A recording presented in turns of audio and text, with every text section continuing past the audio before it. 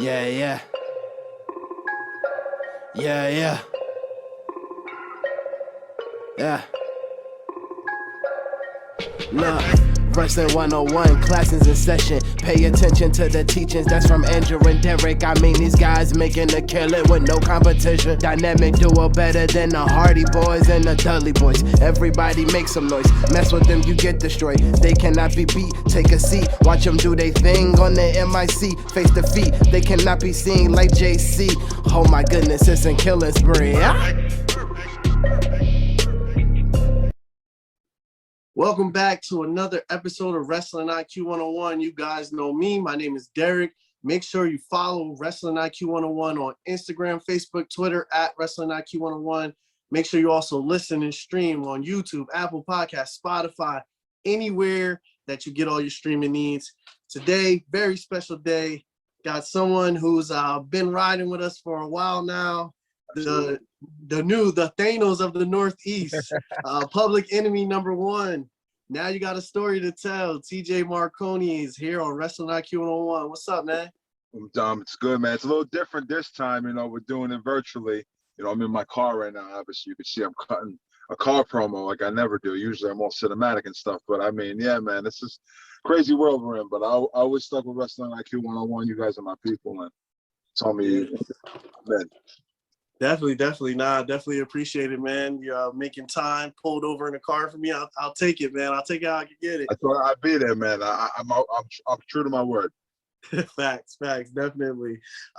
So last time, dude, it's been so long since I've talked to you, man. It's been a while. The biggest thing that I would say that happened, well, two big things. You decided to leave wrestling, and then you came back to wrestling.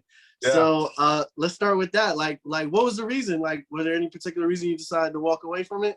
So, I'm going to speak to you as myself right now, not like in the wrestling character. Real life stuff was home life was a little crazy. So, I couldn't focus on wrestling because I had to get my real life stuff. Gained a lot of weight. Marriage went down the toilet. But I mean, no disrespect to her, no disrespect to that. I couldn't focus on wrestling, and then the world was going crazy too. Pandemic hit, there's no shows. So I'm like, all right. At first, I planned on leaving wrestling at the end of 2020 anyway, if I wasn't signed anywhere. It didn't look like the world was going to reopen by then. So I go, let me do something creative with it. And I was watching Man on the Moon, the movie. And he called me, kind of was the first guy to work everybody, faking his death or being crazy. So I'm like, you know what? I'm going to say I'm dead. But it's really and I'm not wrestling anymore, but I want to see how many people buy it. Now I could have made it a little bit. I scared a lot of people. People hit me up. I wasn't answering them back. I'm like, and people who actually believed I died. But I mean, it worked. I got people talking, even though I was it was just basically I'm leaving wrestling. TJ Marconi's dead, and it was crazy. Real life started getting better. I got the itch again. I saw the world reopening. I had a lot of people in my ear saying that I have a lot to give back. A lot left to do, so that's why I came back. Perfect, man. Questions in one. Yeah. No, definitely. Glad to have you back for sure. And yeah, man, I was one of those people. I remember I saw I think you posted on Facebook. It was like R.I.P. TJ Marconi, and I didn't see who posted it. I just looked at those words. I was like, my mouth dropped because during this whole time it's been crazy. People have been passing away left and right. Celebrities, everybody, family members from people. And then I was like, holy shit, TJ Marconi died. I was like, no. Oh man, but I didn't mean to get people upset. I mean, but again, it shows you the power of social media and how things can unravel. Like literally all I wrote on Facebook was R.I.P. TJ Marconi. When if you went on Instagram, I'm putting up stories that I'm on vacation. So if anyone who was really concerned, literally all right, let me check his Instagram real quick. Oh, he just put a story up. All right, he ain't dead. You know what I mean? But it's snowball, man. People really thought I died. It was crazy. Yeah. So let me ask, what I know the world opened back up and things like that. So did you see did anything give you motivation to actually want to come back and do it? I saw a post from you a while ago that you were losing weight. You said you gained weight. You started losing weight, getting back in shape, doing things like that. Was there any particular motivation that made you want to come back?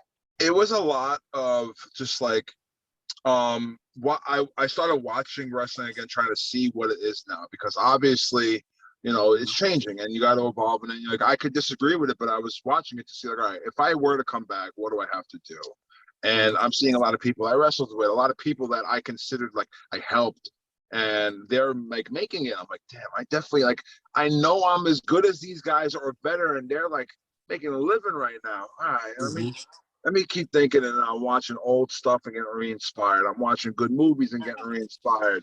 And then I'm just sitting there and I'm watching, you know, all these shows coming back with either little to no fans, and how like no one was taking advantage of the, now it's cinematic, you know, like cinematic wrestling or like more story-based wrestling. And I'm like, damn, like this is what I would thrive in right now. I'm all about like the storytelling aspect of it, and these guys are failing.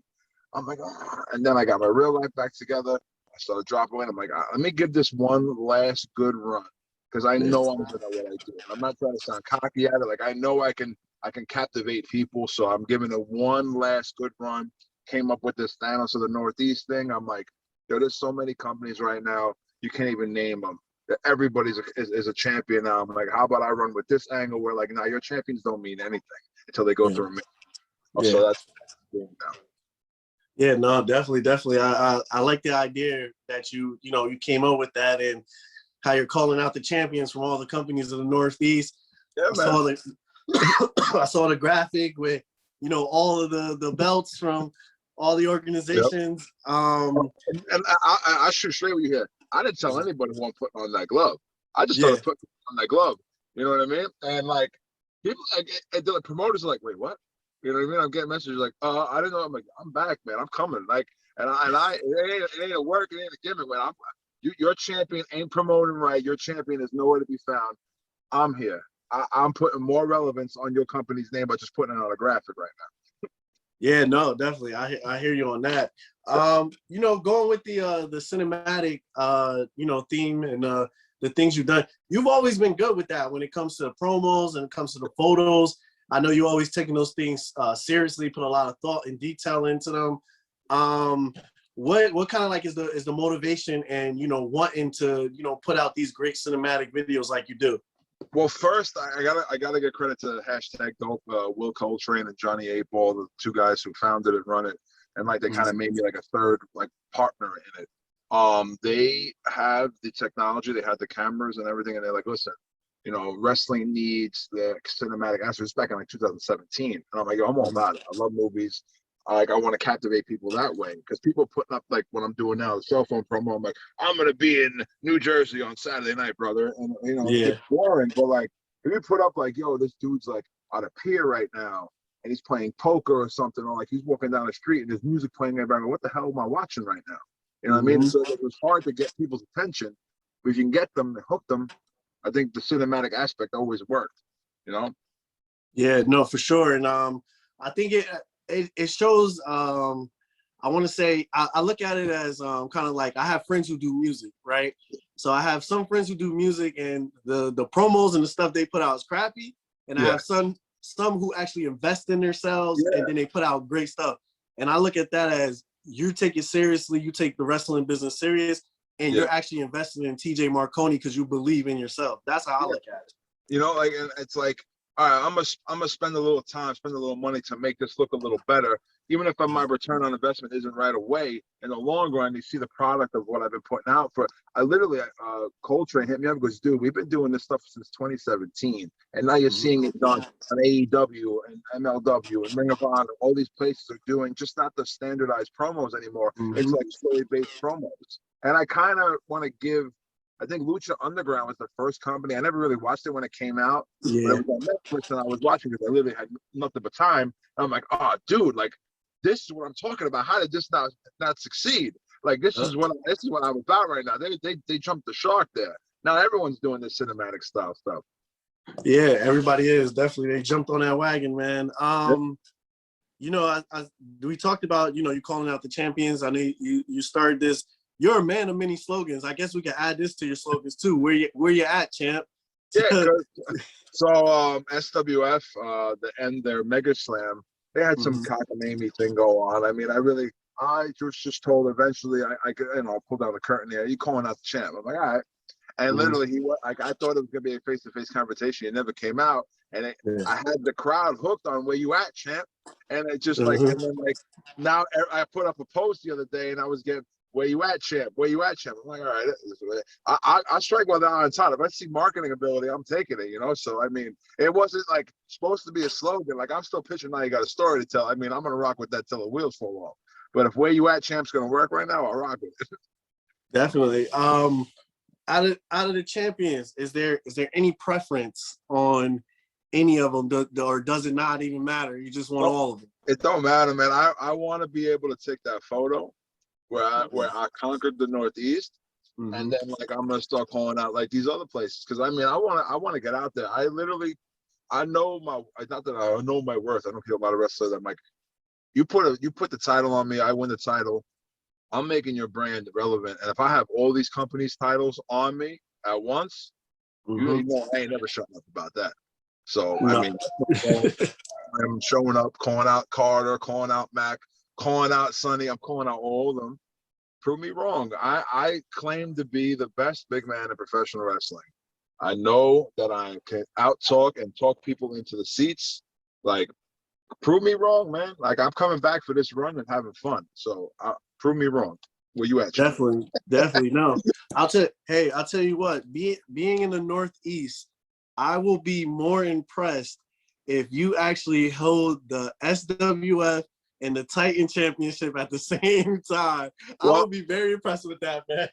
Listen, if anyone can pull that off, it's me. Now I mean, look at the. You got King Jeter playing around with really fat guys and midgets. You got Mac playing around with midgets. They didn't play with me yet. I'm a different animal. I hold no grudges. I hold no loyalty. I promote. I show up. I perform, and I win.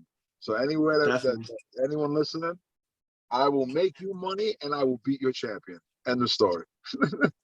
Facts, definitely. So this is act 2, I guess you could be calling it, of TJ Marconi. Yep.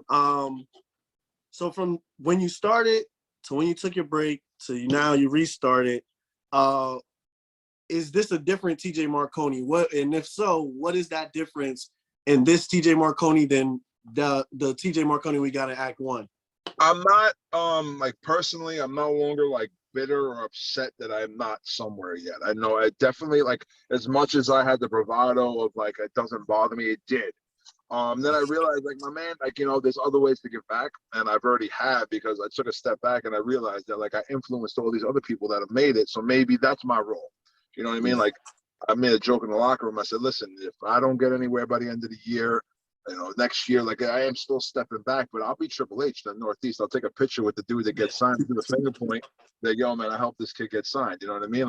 If that's what TJ Marconi is and the scheme of professional wrestling, then I'm cool with it. But I know I have a lot left to give. I'm not going to be upset or bitter about it. I'm just going out there and I'm doing what I do really good, and I'm having fun again. I wasn't having fun for a little while. I'll be real. I was not having fun. Yeah, the thing I look at that's kind of different with nowadays when it comes to wrestling, there's a lot of guys I used to see on the indie scenes, and I would be like, damn, I wish they could get signed somewhere and be able to make a living. But the good thing now is I feel with the power of social media, there's a lot of guys who are just living off the indies, and they benefit from it. Yeah. So I guess that's what it is. You kind of just look at what your purpose is, you're doing, and just control what you can control, basically. And if all else, I know that because wrestling is such a small bubble, and when you see stuff that you were doing be used elsewhere, like the cinematic style stuff, I ain't saying that I'm the reason why it's happening, but in the Northeast, it was only really me doing it with #dope, but now you're seeing it everywhere. I'm like, all right, cool. Maybe I had a hand in changing how promos are done or how people are handling business, and it's as simple as just storyline based wrestling. If that comes back, I know I'm right. No more dream match cards. Literally, people would just put up a card like this guy first, this guy. Why? We don't know. If like there's stories again, I'll be happy. Yeah, definitely. So also I want to ask about, you know, the act 2 of TJ Marconi. Are the goals still the same? What are your goals now? The things I know you want to, you know, become the Thanos of the Northeast, capture titles, but what is that ultimate goal for you that you're focused on accomplishing now? I would like, again, I would love to get contracted at no preference. You know, like people say like, oh, I would only go to AEW, I only go to WWE. I want to be able to like say like my ability in wrestling was able to get a contract with a company and I'm getting paid to just be professional wrestler full time with said company. If I can get that done on any level, then I feel like this Act 2 has been a success. And if it's not, then my Act 2 success is helping the Northeast grow and like the younger talent grow, you know, because like I ain't doing this forever. I ain't gonna be that guy who was like, you know, 45, just doing indies, 45, 50, just known for the indies. Like I'm, you know, I'll let the younger cats take control of that. You know, I'll be in the back. Definitely. Yeah, that's what I'm gonna ask too. If you weren't wrestling, like, what other role would you take on in the business? Writing, booking. Booking. Yeah. You know, stories. I mean, I know it's my catchphrase, but I mean, I love a good story, man. Like if I can write like a 6-month story between two guys and have them like captivate an audience, even if it's an indie crowd audience that are going to keep coming back to watch it, that's my goal, man. That would be my job. Definitely. You know, with you, I know one thing I've always admired and I liked about you is that, you know, no matter what, you're always an honest person. So, you know, for me, I always see like, you know, TJ always speaks his mind. You know, he keeps it real 100%, whether he likes you or he doesn't. It bites me sometimes. I ain't going front. It bites me sometimes, but I mean, I can't change now, man. Like, I tell people like you know, like everyone is who they are. I will be honest with you to the core, so you can always trust that I'm gonna spit. I'm not gonna BS you. I'm gonna be real with you all the time. Yeah, no, definitely, and I appreciate that about you. You know, that's a rare thing for a lot of people to be, is, you know, honest and real nowadays. But for you, what I want to know, what are your thoughts on like wrestling in general? I know you always very opinionated on certain things that happen. Like with wrestling that's going on now, what are your thoughts on it? It's not good. It's not good, man. It's like, I mean, like WWE, they made bread. Like I'm talking like people want to talk about, oh, they're not doing well. They don't care.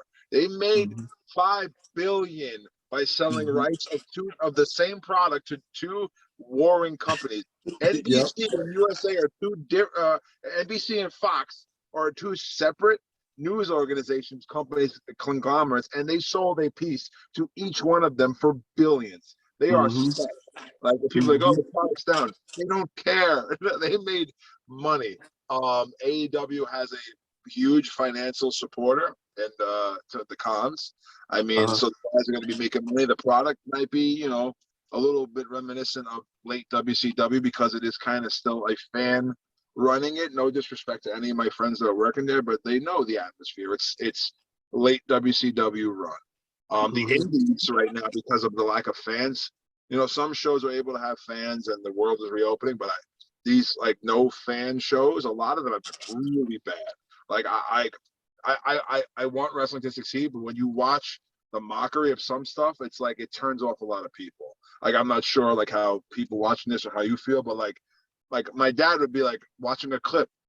What is this in a backyard? Is backyard wrestling? I know it's kind of the wrestling like I'm at. He's like, this looks awful. Like what? You know, you have to remember like you're wrestling for yourself right now. There's no fans, but you have to still remember that you're still trying to get people in the seats. So like some of the stuff's not working. Yeah, no, for sure. See, you know, a nice way to put it without pissing anyone off. I got you. Yeah, you know, the thing with it too is like, I feel like to do things nowadays in the wrestling business are so easy nowadays. So if I got the money and I decide, hey, I'm a fan, I love wrestling. I'm like, yo, I want to start up Derrick's Championship Wrestling. I'm like, and you 100% could do it.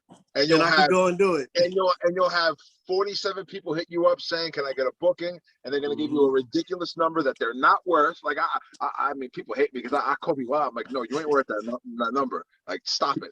You know, and it's horrible. And then like you'll have like 3 or 4 of them that you think are really on your side, and they're draining you out, and you know, getting all their friends booked, and it's just like, that's what wrestling is nowadays. Oh, you know what? Let's go do it. Let's go to, you know, where a state where we can have shows in a backyard and stream it online for 99 cents, and maybe some people will buy it, and we'll play around. And I'm like, oh God, what is going on? Yeah, it's crazy, man. But hey, man, what can you do? That's one of the good things about being here in the Northeast is that we're spoiled with wrestling, but that's also one of the bad things is that we're spoiled with wrestling. You get some really good wrestling, and you get some really bad wrestling, man. You know what I'm saying? Definitely, facts on that. You know, a moment that that happened, that for me it was like it was amazing to see, you know, you and these 2 other people in the ring at the same time. You, Dan Moff, and Savio Vega. Which one of these is not like the others? Yeah, exactly. Just three big badass dudes. It was amazing. How was that experience? How was that experience for you? Just being able to be in the ring with them and, you know, team up with those guys. I mean, nothing but respect. Savio Vega, you know, I don't know if he's a Hall of Famer. I'm not sure. Legend though, I consider Hall of Famer. Freaking Quang, huge fan of Quang. Like people don't know Savio Vega as Quang. Yeah. Bro, like just look that up real quick. But Savio Vega is one of the smartest minds in wrestling, and then Dan Moff's like the icon of the Northeast. And it's like, all right, you, Dan Moff, and Savio Vega. I'm like, dope. I gotta learn Spanish real quick because these guys are 2 huge Puerto Rican legends. You know, I'm Italian. I don't really know Spanish. You know what I mean? We made it rock. We were a good looking team, but like you could definitely tell, like, you know, they're going all crazy with Spanish. And I'm just like, yeah, I don't know what's happening. You know what I'm saying? Like, but it was definitely fun, man. A return like that was dope. Yeah, definitely. Respected that for sure. May 22nd, I know we got Standalone Wrestling Shockwave, presents Shockwave. Yep. It says TJ Marconi making a special appearance. You know, usually in wrestling, when people make special appearances, is a lot of violence going on with that. Yeah. So what should fans expect for you showing up as Standalone Wrestling?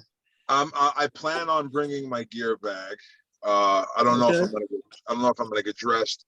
Maybe I'll wear a nice suit and I'm gonna have a microphone from what I hear, and I'm gonna have some free time, and I'm gonna be able to get a lot off my chest. And you know, there's probably people that'll be pissed off if they want to come out and fight. I mean, I'll fight. I'll beat someone up in a pair of Cole Haans. I mean, it is what it is. You know? Oh man, you know, see, with Standalone Wrestling, you know, even I would say Titan, because I respect Monster Mac a lot.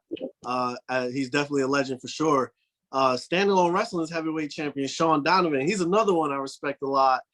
I would like to see you 2 go at it, man. We never fought. I mean, if Chad's watching, if Sean's watching, we never fought. I mean, he says he's a messiah, old school. I consider myself the epitome of what old school wrestling was. Like, you know, big, brawling, you know, big, beefy guy. I would love to throw down with Sean.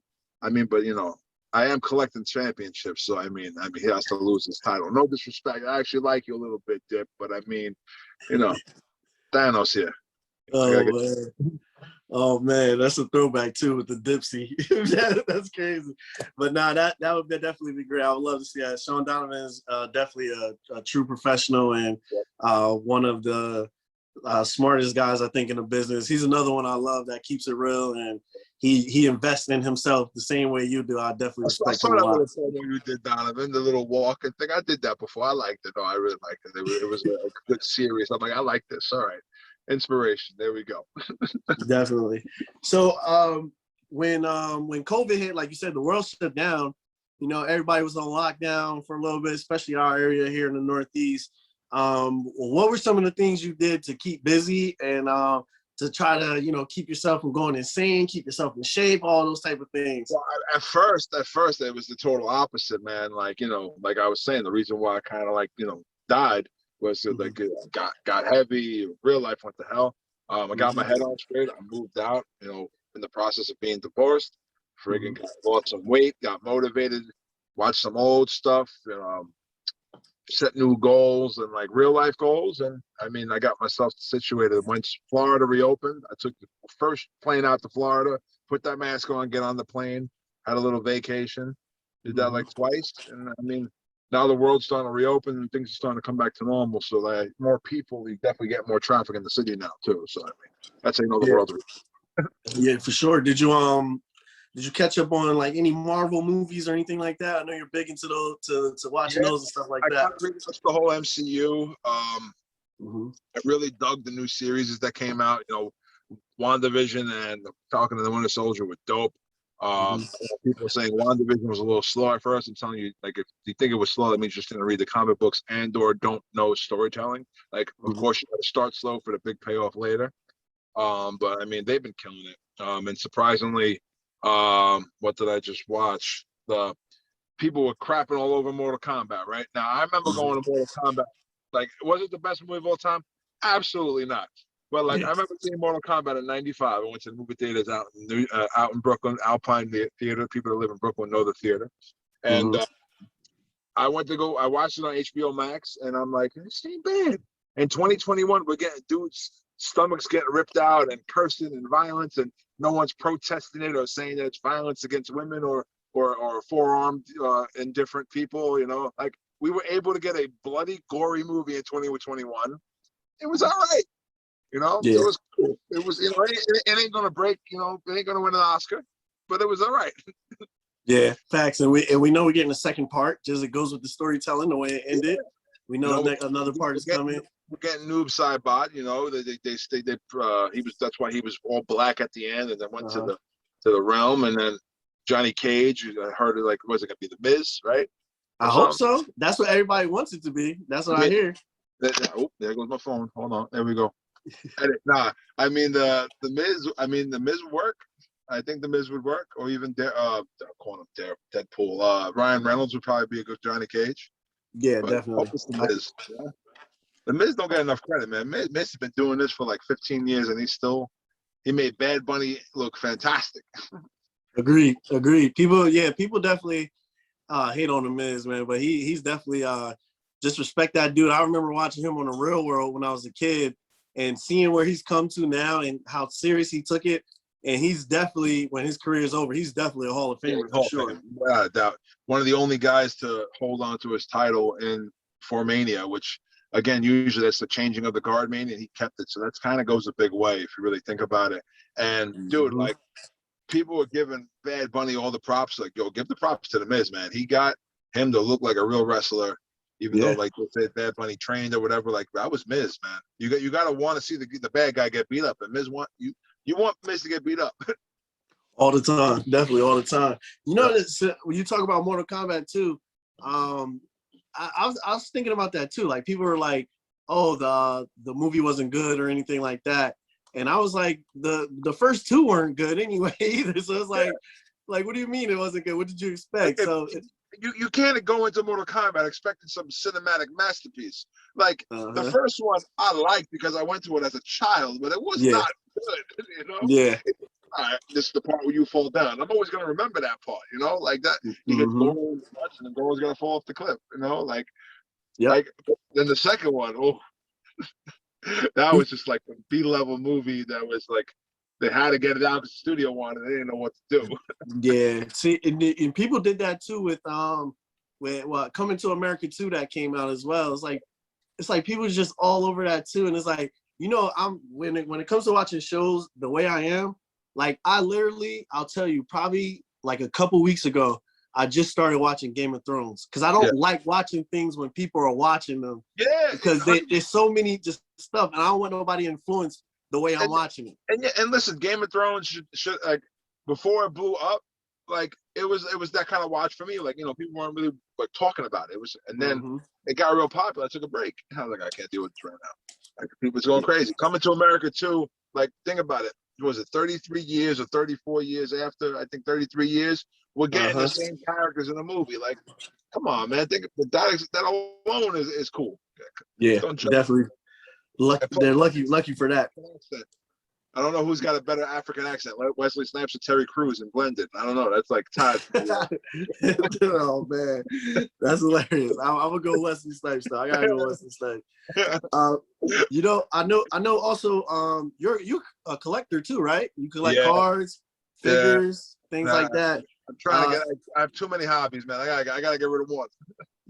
Nah, I hear you. I'm the same way. I'm a collector of figures as well. What would you say is probably like your favorite piece or collection that you have of anything you've collected? So my favorite would be Turbo Man. I have a Turbo Man in the box. Oh man, I think we talked about this last. I think I remember you telling me this. Got my Turbo Man in the box. My favorite like wrestling one. It's got like, so it's not like a crazy figure, but the story behind it is crazy. I have like a Vader elite figure, right? And this was when I did the show with Vader, and he signed it for me. And then that night he told me like I'm allowed to do the Vader bomb, you know. So it's like I have a story behind it. Bringing it back to my catchphrase, that's my favorite figure at the moment, wrestling related. But I have way too many like pops and Arnold Schwarzenegger stuff, and it's just I'm trying to cut down, man. Like I think the pops are going to be the ones that get the boot, because I have to have too much collectibles now. Oh man, no, I feel you on that. I'm the same way. It gets crazy after a while. You're collecting too much stuff. The next thing you know is like it's taking up rooms and stuff. You're like, well, then like I've seen all the posters behind you. I got this this like 11 by 17 Donald Duck frame. Like a character, like cartoon frame that's signed by the voice of Donald Duck. So like I love Donald Duck. So, I mean that's I got. Oh man, that's pretty dope too. That's pretty sick. Oh man, I don't think I've ever asked you this. What type of music do you listen to? I know you're in New York. Is influence a lot. What you listening to? So like I mean I listen to like the 90s and maybe a little bit of like up until like trap in Atlanta took over the rap, like you know, like that little era. Not I don't want to say gangster rap, but like that kind of rap, like from like 80s, 90s up until like this newer age stuff. I really dig freestyle music, and people that are outside of New York really don't know what that means. It's like this like New York style dance music, and then I listen to EDM, like you know, I'll be those guys that go to like Ultra Music Festival and stuff like that. I love the music, like the Alessos, the Swedish House Mafias, Tiesto, stuff like that. So I got like a big smorgasbord of music that I like.